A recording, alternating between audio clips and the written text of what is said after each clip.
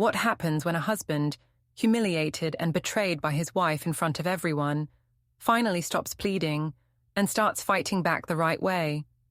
How far will a woman go to hide her affair before her own words destroy her family, her friendships, and her life forever? Before we dive deeper into this story, I have one small request.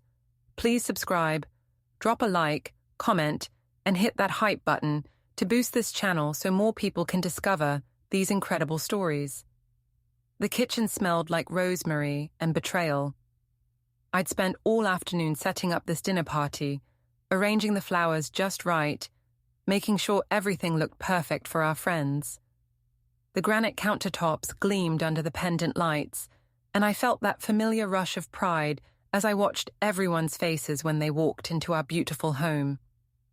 "Callista, this place is absolutely stunning," gushed Rebecca, one of my college friends who'd driven up from the city. "You've really outdone yourself," I beamed, smoothing down my navy dress. At 34, I still turned heads, and I knew it. "Thank you. Emerson and I have put so much work into making this house perfect." That wasn't entirely true. Emerson had done most of the work, the cooking, the cleaning, the endless trips to Home Depot. But he was in the kitchen now, quietly plating the lamb he'd spent hours preparing, so what did it matter? "The smell is incredible," said David, Rebecca's husband. "What's the secret?" Before Emerson could answer from the kitchen, I jumped in. "Oh, you know how it is with husbands. They follow the recipe exactly, no creativity. I had to walk him through the seasoning step by step." I laughed and Rebecca giggled along with me. From the corner of my eye, I saw Emerson's shoulders tense slightly as he arranged the vegetables. At 36, my husband was still handsome in that quiet, dependable way. Salt and pepper hair, kind eyes behind wire-rimmed glasses, the type of man who remembered everyone's birthday and never complained about doing dishes. Sometimes I wondered if that was the problem. "Daddy makes the best food," Sophie piped up from her spot at the counter, swinging her legs. Our 9-year-old daughter adored her father, which was sweet but sometimes annoying when I was trying to have adult conversations. "That's right, sweetheart," Emerson said softly, ruffling her dark hair. "But Mommy helped with the planning." I rolled my eyes playfully. "He's so modest. Honestly, sometimes I think he'd burn water if I wasn't there to supervise." More laughter from our guests. Emerson's mother, Miriam, raised an eyebrow from her seat at the dining table.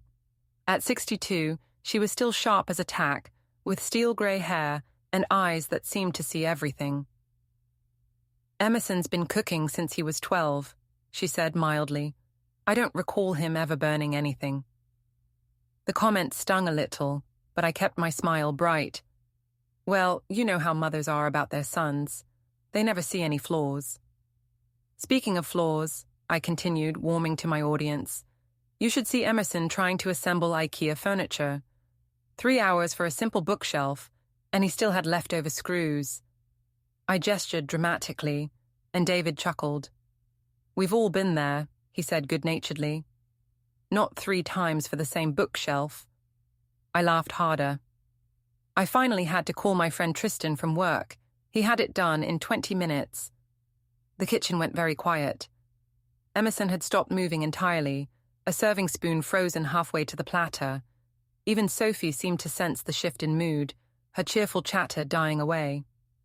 "Who's Tristan?" Rebecca asked innocently. "Oh, just a colleague. He's very handy with tools." I felt a little flutter in my stomach saying his name. Tristan was everything Emerson wasn't. Confident, charming, the type of man who took charge of a room the moment he walked in. Unlike some people I know, Emerson finally turned around, his face carefully neutral. "Dinner's ready," he said quietly.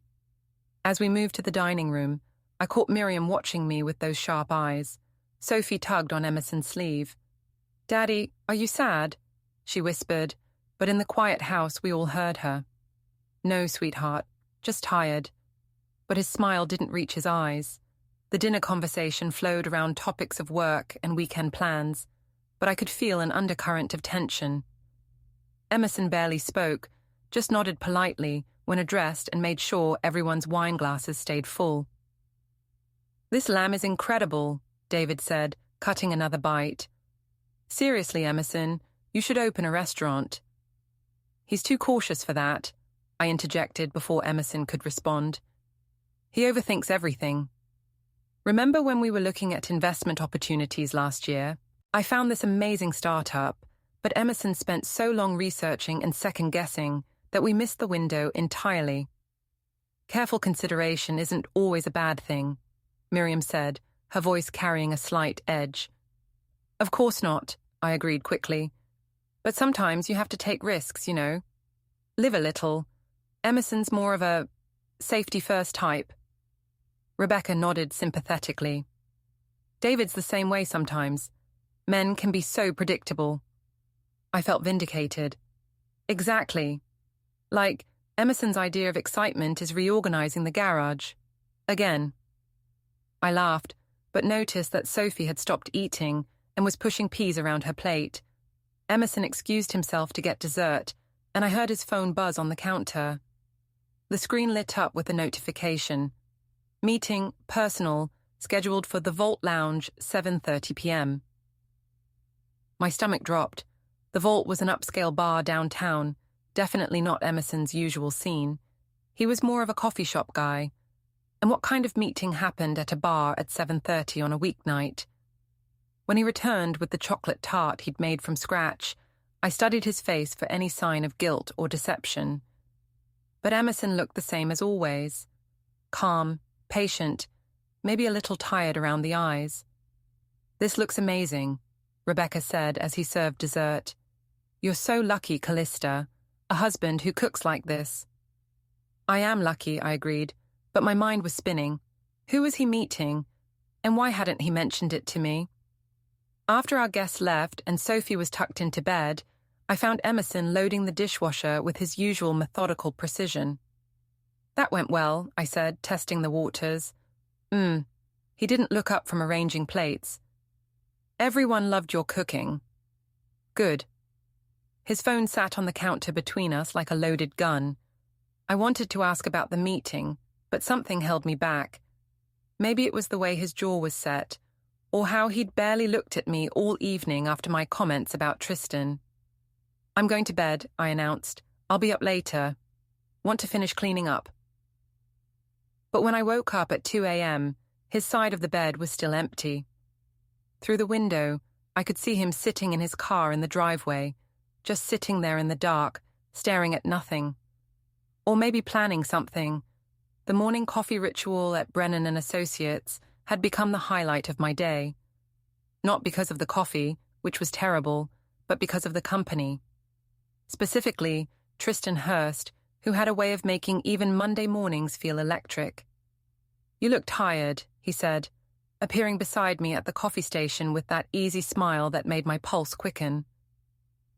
At 33, Tristan was everything I'd found attractive in college. Tall, broad-shouldered, with dark hair that always looked perfectly tousled, and green eyes that seemed to see right through you. "Late night," I admitted, stirring sugar into my cup. "Dinner party at home." "Ah, playing the perfect housewife again." There was a teasing note in his voice that made me feel understood in a way Emerson never seemed to manage. "Something like that." I glanced around the open office space. Most of our colleagues were still settling in, checking emails, starting their day. Emerson cooked, I played hostess, everyone pretended we're the ideal couple. Tristan leaned closer, lowering his voice. "And how's that working out for you?" The question sent a little thrill through me. With Emerson, conversations were always about practical things. Sophie's school schedule, the mortgage payment, whether we needed to call the plumber. Tristan asked about feelings, about dreams, about the parts of myself I'd forgotten existed. "Some days are better than others," I said carefully. "You deserve better than some days, Callista." His hand brushed mine as he reached for the cream, and I felt that familiar flutter in my stomach. Back at my desk, I tried to focus on the quarterly reports that needed reviewing, but my mind kept wandering. Tristan worked in marketing, 3 cubicles over, and I found myself glancing in his direction more often than I should have. When he caught me looking, he'd wink, and I'd feel like a teenager again. Around 10:30, my phone buzzed with a text from Cassidy. "Coffee later. Need to talk." Cassidy Rell had been my best friend since college. At 35, she was married to Marcus, a solid, dependable man who reminded me uncomfortably of Emerson. They had the kind of marriage that looked perfect from the outside: regular date nights, shared hobbies, easy laughter.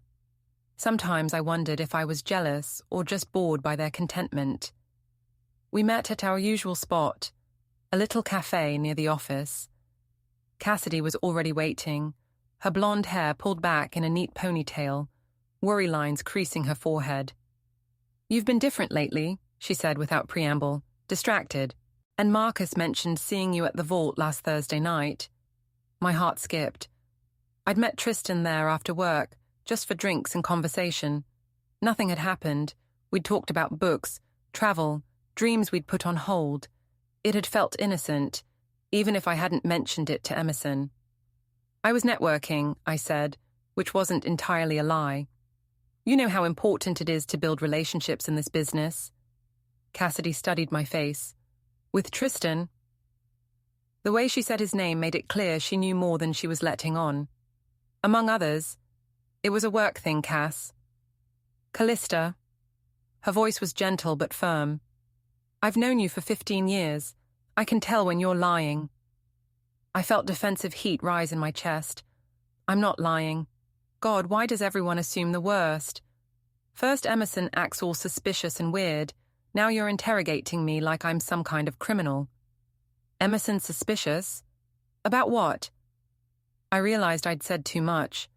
Nothing specific. He's just been, I don't know, distant lately, moody, like he's looking for reasons to be upset with me. That wasn't entirely true either. If anything, Emerson had been trying harder lately, bringing me coffee in bed, asking about my day, suggesting we plan a weekend getaway. But his efforts felt suffocating somehow, like he was trying too hard to fix something that wasn't broken. "Maybe he's picking up on something," Cassidy said carefully. "Like what?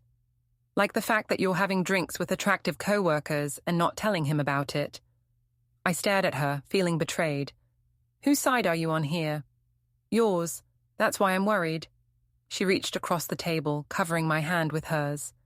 "You have a good marriage, Callista. A good man who loves you. Sophie adores her father. Don't mess that up for some fantasy." The word fantasy stung because it felt dismissive of something that had been making me feel alive again. "You don't understand what it's like," I said, pulling my hand away. "Being married to someone who never surprises you, never challenges you, never makes your heart race. Emerson's a good man, sure, but good isn't everything." "What more do you want?" "Passion, excitement, someone who sees me as more than just a wife and mother." The words tumbled out before I could stop them. "Tristan listens to me, really listens. He asks about my dreams, my opinions on things that matter. When's the last time Emerson and I had a conversation about anything deeper than grocery lists?" Cassidy was quiet for a long moment. "Have you tried talking to Emerson about this? About what you need?" "What's the point? He is who he is. Steady, predictable, safe." I said the last word like it tasted bitter. "I'm 34 years old, Cass. I don't want safe anymore." When I got back to the office, there was a message waiting on my desk to see Mr. Hanley, my boss. His office was on the corner, with big windows and expensive furniture that reminded everyone of the hierarchy around here.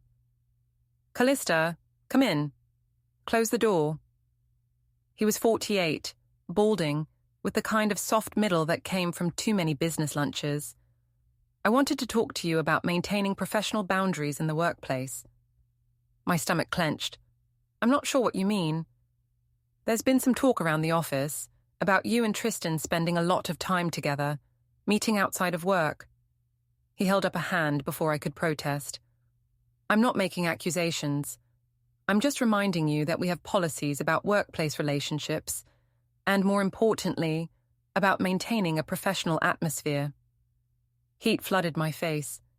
Mr. Hanley, I can assure you that my interactions with all my colleagues are completely professional. I'm sure they are. Just be mindful of appearances, okay? You're a valuable employee, Callista. I'd hate to see anything jeopardize that. Walking back to my desk, I felt like everyone was watching me. Were they gossiping? Making assumptions? The unfairness of it made me furious. Men networked and socialized all the time without anyone questioning their motives. My phone buzzed with a text from Tristan. "Rough meeting with Hanley? You looked upset walking out." I glanced over at his cubicle. He was looking at me with genuine concern, and I felt that familiar warmth spread through my chest. At least someone cared about how I was feeling. "Just work stuff," I texted back. "Want to talk about it? I'm free after 5. I stared at the message, my thumb hovering over the keyboard. Cassidy's words echoed in my head, along with Mr. Hanley's warning. But then I thought about going home to Emerson's polite questions about my day, Sophie's homework battles, and the endless routine of dinner, dishes, bedtime stories. "Rain check," I typed, "but thanks for asking." It was a compromise that satisfied no one, least of all myself. That evening, Emerson was in the garage when I got home, organizing tools with his usual methodical precision. Sophie was at the kitchen table, working on math homework and looking frustrated. "Mum, I don't understand this problem," she said, holding up her worksheet. I looked at the multiplication word problem, my mind still scattered from the day's events. "Ask your father when he comes in. He's better at math." "But you're here now." "Sophie, I've had a long day. Just wait for Daddy, okay?" She looked hurt, and I felt a pang of guilt. But before I could apologize, Emerson appeared in the doorway, wiping grease from his hands. "What's wrong, sweetheart?" he asked Sophie, immediately moving to look over her shoulder at the homework. As he patiently explained the problem, his voice gentle and encouraging, I found myself watching them with a strange mix of emotions. He was a good father, I couldn't deny that, patient in ways I often wasn't, present in ways that mattered. But watching them together also made me feel more isolated somehow, like I was observing my own family from the outside. My phone buzzed with a text. "Hope your evening is better than your afternoon. You deserve happiness." T. I quickly deleted the message, but not before Emerson glanced over and saw me smiling at my phone. "Good news?" he asked. "Just Cassidy being silly," I lied smoothly. But later, as I lay in bed listening to Emerson's steady breathing beside me, I wondered when lying had become so easy and why the truth felt so dangerous. The vault was packed for a Friday night, the rooftop bar buzzing with conversation and laughter. Our group had claimed a high-top table near the railing, with a perfect view of the city lights stretching out below us. I'd spent extra time getting ready. A black wrap dress that hugged my curves, heels that made my legs look endless, hair and makeup that said effortless, but had taken an hour to achieve. Tristan arrived 20 minutes after the rest of us, and I felt that familiar electric jolt when his eyes found mine across the crowded space. He looked incredible in dark jeans and a charcoal button down that brought out his green eyes. "Sorry I'm late," he said, sliding into the empty chair beside me that I'd been saving. "Got caught up at the office." "No problem," I said, acutely aware of how close he was sitting. "We just ordered appetizers." Emerson sat across from me, nursing a beer and making polite conversation with Marcus about some baseball game. He looked tired, older somehow in the harsh lighting of the bar. When had he started looking so ordinary? "So, Tristan," Rebecca said, leaning forward with interest, "Callista tells us you're quite the handyman. Fixed her furniture problem in record time." I felt heat creep up my neck as Tristan laughed. "Just a matter of having the right tools for the job. Some things require a more hands-on approach." The double meaning wasn't lost on anyone at the table. Cassidy shot me a warning look, while Marcus suddenly became very interested in his drink. Emerson's jaw tightened almost imperceptibly. "Well," I said, feeling reckless from the wine and the attention, It's nice to have someone around who knows how to handle things properly. I let my eyes linger on Tristan as I spoke. Callista. Emerson's voice was quiet but firm. Can I talk to you for a minute? We're in the middle of a conversation, honey. I didn't even look at him. Don't be rude to our friends. The table went awkwardly silent. David cleared his throat and started talking about work, but I could feel the tension radiating from Emerson's direction. As the evening progressed, I found myself leaning closer to Tristan, laughing a little too loudly at his jokes, touching his arm when I made a point. It felt dangerous and exciting, like I was finally breaking free from the suffocating politeness of my everyday life. You know what your problem is, Em? I said during a lull in conversation, the wine making me bold. You're too nice. Too safe. Emerson looked up from his barely touched beer. I'm sorry. Women don't want safe, I continued, aware that I had everyone's attention now. They want excitement, passion, someone who can take charge. I glanced meaningfully at Tristan, who was watching the exchange with obvious amusement. Callista, Cassidy said softly, maybe we should... No, it's fine, I interrupted. We're all adults here. We can have honest conversations. I turned back to Emerson, who was staring at me with an expression I couldn't quite read. I'm just saying, sometimes a woman needs a man who knows how to satisfy her needs. The silence that followed was deafening. Rebecca looked mortified. David was studying his hands, and Marcus was texting someone, probably arranging an escape route. Even Tristan seemed taken aback by how far I'd pushed things. But I felt powerful, intoxicated by more than just wine. For once, I wasn't the dutiful wife making small talk about school fundraisers and home improvement projects. I was a woman who commanded attention, who could make people uncomfortable with her honesty. Size matters, I added with a laugh, looking directly at Emerson. In all things, tools, ambition, presence. Some men just have it, and others... I shrugged eloquently. That's when I saw it, a flash of light from someone's phone camera. One of the other patrons was taking pictures of their group, but we were clearly in the background of the shot. I was leaning toward Tristan, my hand on his forearm, while Emerson sat isolated on the other side of the table, looking like he'd been punched in the gut. I need some air, Emerson said quietly, standing up so abruptly his chair scraped against the floor. Don't be so dramatic, I called after him, but he was already walking away, his shoulders rigid with tension. Tristan leaned close to my ear. Maybe you should go after him. Why? So he can lecture me about appropriate behavior. I took another sip of wine. He'll get over it. He always does. But even as I said it, something cold settled in my stomach. Through the crowd, I could see Emerson standing at the far end of the rooftop, silhouetted against the city lights. He wasn't looking at the view, though. He was looking back at our table, at me, and his expression was completely unreadable.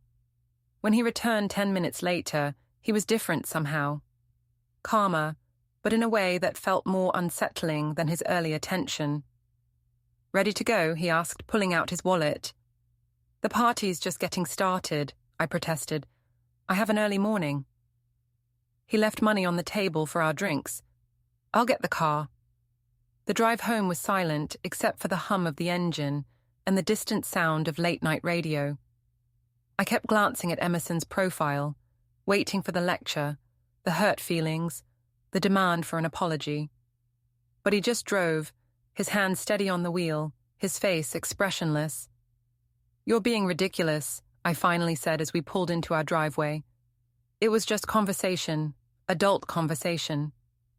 He turned off the engine and sat for a moment in the darkness. Is that what you call it? What would you call it? Humiliation.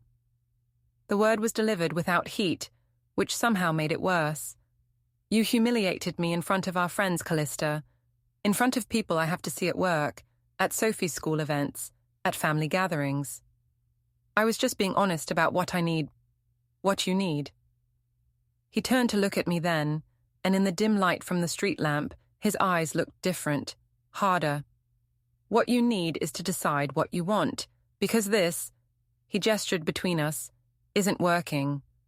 Inside the house, I checked on Sophie, who was sleeping peacefully in her bed, dark hair spread across her pillow like silk.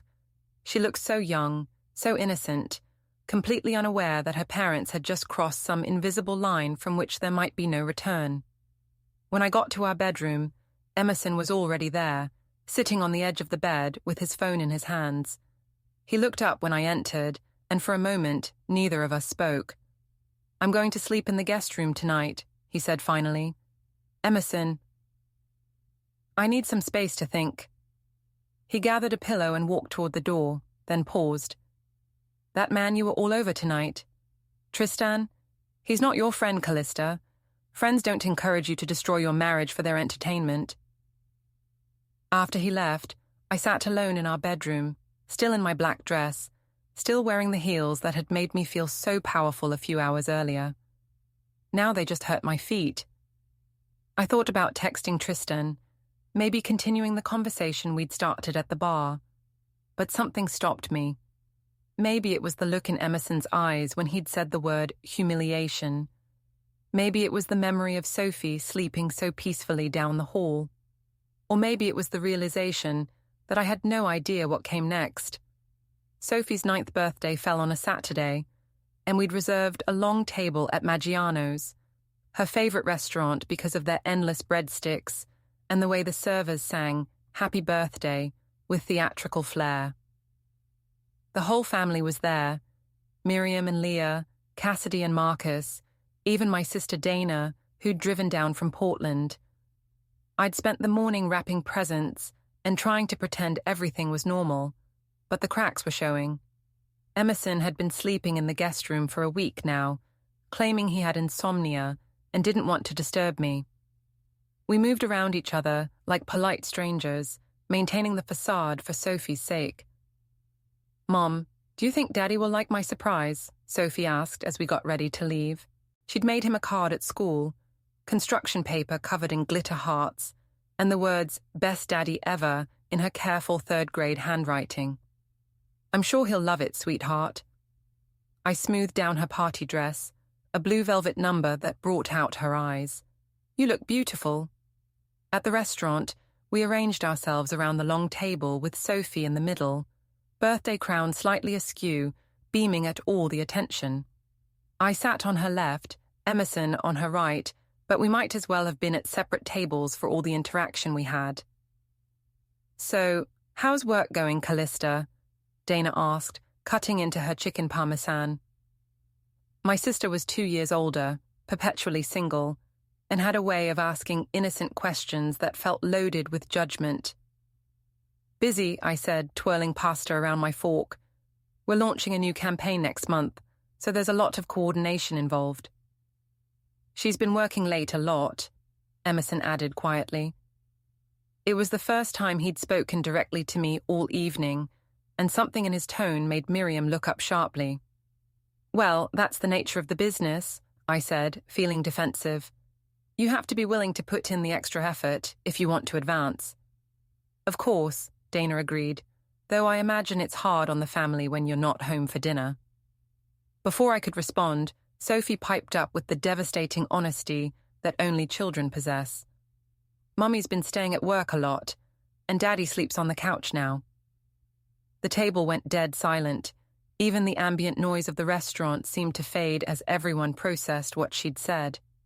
I felt heat flood my face as 6 pairs of adult eyes turned toward me and Emerson. "Daddy's just been having trouble sleeping," I said quickly, forcing a bright smile. "You know how he is about his work schedule." "But why doesn't he sleep in your bed anymore?" Sophie continued, oblivious to the tension she was creating. "Are you mad at each other?" Leah jumped in smoothly, reaching across the table to touch Sophie's hand. "Sometimes grown-ups need different things to sleep well, honey. It doesn't mean anything's wrong." But Miriam was watching me with those sharp eyes, and I could practically see the wheels turning in her head. Marcus was texting someone under the table, probably making an excuse to leave early. Cassidy looked like she wanted to crawl under the table. "I think it's time for presents," Dana announced with forced cheer, and the conversation mercifully shifted to Sophie's gifts. She squealed over the art supplies from Cassidy and Marcus, hugged Miriam for the beautiful jewelry box, and practically bounced out of her chair when she unwrapped the bicycle Emerson and I had bought together during happier times. But even as she opened presents and smiled for photos, I could feel the undercurrent of tension. When the server brought out the birthday cake with its 9 blazing candles, Sophie made her wish and blew them out in one breath. "What did you wish for, sweetheart?" Leah asked. Sophie glanced between me and Emerson, then back at her aunt. "I can't tell you, or it won't come true." But something in her expression made my stomach clench. I had a terrible feeling I knew exactly what she'd wished for. As we were finishing dessert, Sophie suddenly looked up at me with those serious dark eyes that were so much like her father's. "Mum, are you and Daddy going to get divorced?" The question hit the table like a bomb. Forks clattered against plates, conversations died mid-sentence, and I felt like every person in the restaurant was staring at us. "Sophie," I said, my voice sharper than I intended, "what kind of question is that?" "Emma's parents got divorced last year," she said matter-of-factly. "First they stopped sleeping in the same room, then her dad moved out, then they had to go to court and decide who Emma would live with." Emerson reached over and took her small hand in his larger one. "Sophie, your mom and I are working through some grown-up problems, but that doesn't mean anything bad is going to happen to our family." "But you don't hug anymore," she said, her voice getting smaller. "And you don't laugh together like Marcus and Cassidy do. And yesterday, I heard you talking on the phone about lawyers." My blood turned to ice. "You were eavesdropping." "I was getting water from the kitchen," she said defensively. "You were in the living room talking really quiet, but I heard you say something about papers and custody and—" "That's enough." Emerson's voice was firm but gentle. "Sophie, sometimes adults have to talk about complicated things, but that doesn't mean you need to worry about them. Your mom and I both love you very much, and that will never change." Miriam cleared her throat. "Perhaps we should head home. It's getting late, and Sophie's had a big day." As we gathered coats and leftover cake, I caught Miriam pulling Emerson aside near the restaurant entrance. I couldn't hear what she was saying, but her expression was serious, and she kept glancing in my direction. When Emerson nodded and hugged her goodbye, she squeezed his arm and said something that made his jaw tighten. In the car on the way home, Sophie fell asleep in her booster seat, exhausted from the excitement and sugar crash. I stared out the passenger window at the passing streetlights, my mind racing. "She heard you talking about lawyers," I said quietly. "She heard me taking a phone call," Emerson replied, his eyes on the road. I didn't know she was listening. "What kind of phone call requires discussing custody?" He was quiet for so long I thought he wasn't going to answer. Finally he said, "The kind where you're trying to understand your options." "Options for what?" "For protecting my daughter when her mother decides to blow up their family." The words hit me like a slap. "I'm not blowing up anything. You're the one who moved out of our bedroom, who's been cold and distant, who's apparently talking to lawyers behind my back." "I moved out of our bedroom because I couldn't stand lying next to someone who wishes she was somewhere else," he said, his voice still maddeningly calm. "And I talked to a lawyer because I needed to understand what happens to Sophie if this marriage falls apart." "If, you mean when?" He pulled into our driveway and turned off the engine, but didn't move to get out. In the back seat, Sophie stirred, but didn't wake. "That's up to you, Callista. It's been up to you for a while now." That night, after Sophie was tucked into bed with her new stuffed animal and birthday card displayed proudly on her nightstand, I found myself standing in the hallway between our bedroom and the guest room where Emerson had been sleeping. I could hear him moving around in there, the soft sounds of someone getting ready for bed alone. Part of me wanted to knock, to try to bridge the growing chasm between us. But another part of me, the part that felt alive when Tristan texted, that craved excitement and passion, and something more than this suffocating domesticity, held me back. Instead, I went to our empty bedroom and lay awake staring at the ceiling, wondering when my daughter had become wise enough to see what I was trying so hard to hide. The house felt different now, like a stage set where everyone knew their lines, but no one believed in the play anymore. It had been 2 weeks since Sophie's birthday dinner, and the pretense of normalcy was wearing thin. Emerson moved through our home like a ghost, polite but distant, present but not really there. I found him in his study on a Tuesday evening, surrounded by manila folders and legal pads covered in his neat handwriting. The desk, that used to be cluttered with work projects and Sophie's artwork, was now organized with military precision, everything labeled, sorted, filed away. "What's all this?" I asked, hovering in the doorway. He looked up from a folder marked Household Expenses and studied me for a moment. "Just getting things in order." "What kind of things?" "Bank statements, insurance policies, Sophie's school records." He closed the folder and placed it on a stack with others labeled mortgage, investments, and legal documents. Things that should have been organized years ago. There was something unsettling about his calm efficiency, the way he'd transformed chaos into neat labeled categories. "You're scaring me, Emerson." "Am I?" He leaned back in his chair, and I was struck by how different he looked. Thinner, maybe, but also somehow more solid, like he'd shed something soft and found something harder underneath. "Why would organizing paperwork scare you?" "Because it feels like you're preparing for something." "I am." He stood up and moved to the filing cabinet, pulling out a thick binder I'd never seen before. "I'm preparing to handle things properly this time." "What does that mean?" Instead of answering, he handed me a sheet of paper. It was a detailed budget, listing every expense from mortgage payments to Sophie's dance classes, along with income sources and savings account balances. At the bottom, in his precise handwriting, was a note: "Financial obligations and assets as of current date." "Emerson, what is this?" "It's a reality check," he said quietly. "Do you know how much we spend on your credit card each month? How much debt you've accumulated shopping for clothes you wear once and shoes that sit in boxes?" I felt heat rise in my cheeks. "I work hard. I deserve to buy nice things." "Of course you do. But do you deserve to spend more on a single dinner with your work friends than we budget for Sophie's school lunches for a month?" The paper trembled slightly in my hands as I scanned the numbers. Had I really spent that much at the vault? The figure seemed impossibly high, but there it was in black and white. "You're tracking my spending now?" "I'm tracking our spending, our money, our accounts, our financial future." He took the paper back and filed it carefully in the binder. "Someone has to." "This is crazy, Emerson. You're acting like I'm some kind of criminal." "No," he said, closing the binder with a soft thud. "I'm acting like someone who's finally paying attention." That night, I tried to seduce him. I put on the black lingerie set he'd bought me for our anniversary, lit candles in the bedroom, even opened a bottle of the wine we'd been saving for a special occasion. When he came upstairs, I was waiting on the bed, trying to look alluring and confident. "Callista." His voice was tired, not aroused. "What are you doing?" "What does it look like I'm doing?"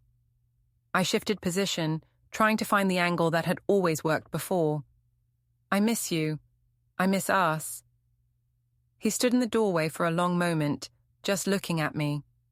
Then he walked to the closet and pulled out a pillow and blanket. "Emerson, please, can't we just talk about this?" "Talk about what? About how you've been having an emotional affair with your coworker? About how you humiliated me in front of our friends? About how our 9-year-old daughter is asking about divorce lawyers?" I pulled the sheet around myself, suddenly feeling exposed in more ways than one. "It's not an affair. Tristan and I are just friends. Friends don't meet at bars and lie about it. Friends don't send text messages they have to delete. Friends don't make their spouses feel like strangers in their own homes. You've been reading my texts." "I don't need to read your texts. Your behavior tells me everything I need to know." He moved toward the door, then paused. "I loved you, Callista. I loved you enough to overlook a lot of things, to make excuses for behavior that should have been unacceptable. But I won't be humiliated anymore. Loved. Past tense. He was quiet for so long I thought he wasn't going to answer. I don't know what I feel anymore, but I know what I'm going to do about it. Which is what? Handle things properly. He pulled something from his pocket, a small USB drive, like I should have done months ago. After he left, I sat alone in our bedroom, surrounded by flickering candles and wearing lingerie that suddenly felt ridiculous. The wine tasted bitter, and the silence was deafening. I thought about calling Tristan, maybe asking him to meet me somewhere. The thought of his easy smile and uncomplicated attention was tempting, but something held me back. Maybe the look in Emerson's eyes when he'd said he used to love me, or the memory of Sophie asking about divorce. Instead, I blew out the candles and lay down in our big bed, staring at the ceiling and wondering when my marriage had become something that needed to be handled properly instead of something worth fighting for. Downstairs, I could hear Emerson moving around, the soft sounds of someone who wasn't planning to sleep anytime soon. At some point, I heard the front door open and close, then the sound of his car starting in the driveway. When I woke up at 3 a.m., he still wasn't back. Monday morning arrived grey and drizzling, matching my mood as I sat in my car outside Emerson's office building. I'd been calling him all weekend, but every call went straight to voicemail. His phone was off, or he was ignoring me. Either way, the message was clear. But I wasn't giving up without a fight. The Brennan and Associates building was downtown, a gleaming tower of glass and steel that always made me feel small. Emerson worked on the 15th floor as a senior accountant, the kind of steady, respectable job that paid well but never made headlines. Safe, predictable. Everything I'd grown to resent about our life together. But now, sitting in the marble lobby watching well-dressed people hurry past with their important briefcases and urgent phone calls, I felt a stab of something that might have been regret. This was Emerson's world. Quiet competence, careful attention to detail, the kind of work that kept families stable and secure. When had I stopped appreciating that? "Excuse me," I said to the security guard at the front desk. "I need to see my husband. Emerson Vane, 15th floor." The guard, a middle-aged man with kind eyes, looked uncomfortable. "I'm sorry, ma'am, but I'll need to call up first. Company policy." "I'm his wife," I said, trying to keep the desperation out of my voice. "Surely that makes a difference." "I still need to follow protocol." He reached for the phone, but before he could dial, I saw Emerson emerge from the elevator bank. He looked different than he had just days before, sharper somehow, like he'd finally found his edges. His suit was pressed, his hair neat, and he carried himself with a confidence I hadn't seen in years. When he spotted me across the lobby, his expression didn't change. "Callista." He approached slowly, and I noticed several people in the lobby glancing our way. "What are you doing here?" "You won't take my calls. You disappeared all weekend. Sophie's asking where you are." The words tumbled out in a rush. "We need to talk." "Do we?" He reached into his jacket pocket and pulled out a manila envelope. "Because I think we're past talking." My hands shook as I took the envelope. It was heavier than I'd expected, official-looking, with my name typed across the front in formal block letters. Around us, the lobby continued its normal rhythm, people coming and going, phones ringing, the mundane business of a Monday morning. But for me, everything had stopped. "Emerson, what is this?" "Open it." The first document was titled Petition for Dissolution of Marriage. The legal language was dense and formal, but certain phrases jumped out at me like physical blows. Irreconcilable differences, division of assets, custody arrangements. The second document was even worse.